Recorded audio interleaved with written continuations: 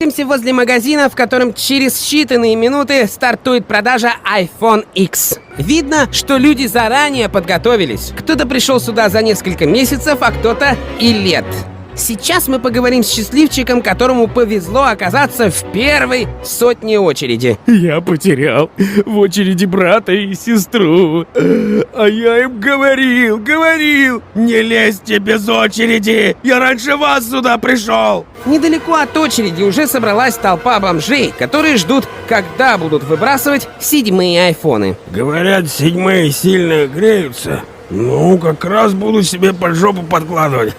Немыслимыми усилиями нам удалось пробраться к началу очереди. Давайте возьмем интервью у человека, который стоит первый. Он отошел 10 шагов назад. Скажите, зачем вам новый iPhone? Ну, просто я подумал, что... Нельзя было отвлекаться.